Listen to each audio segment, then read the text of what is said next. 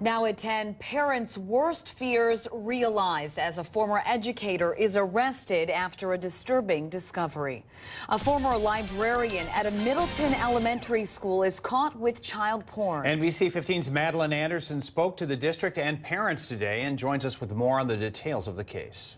Yeah, a lot of disturbing details here, John and Lee. 62-year-old Todd Anderson worked for the Middleton-Cross Plains Area School District since 1991. Then 2 weeks ago, he was charged with 6 counts of possessing child porn.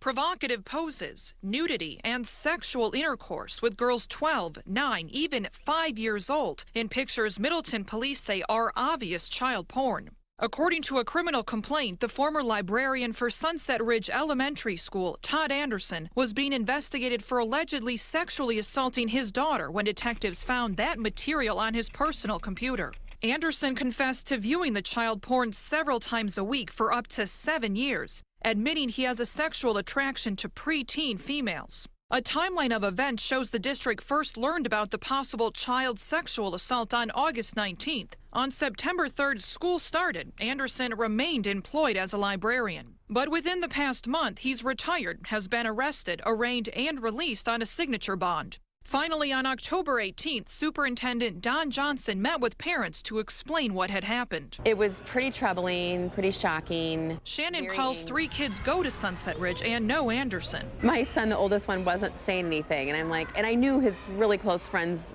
were talking about it, so I did bring it up. I said, did you hear anything about Mr. Anderson? And he said, well, yeah, someone said he got arrested, but I don't believe that. And I just said, well, he did. Although Call says she's satisfied with how everything's been handled, she feels she should have been made aware of the situation much earlier. We were all like wondering why he was at school that first week. In a letter to parents, Johnson explained law enforcement indicated there wasn't enough evidence at the time, and given that, he didn't believe he had the legal authority to force Anderson to leave. It makes you sick to your stomach thinking about it, and just wondering, you know, why he'd want to be there and why nothing else has ever come out. That's just, and he's been there 22 years, like, and this is really the first we're hearing about it. And so that's kind of disturbing, for sure, but, you know, this is how it's playing out, and hopefully nothing worse comes of this. Now, the district refused to talk to me on camera, but it did do its own investigation, which concluded Anderson did nothing illegal at or during school.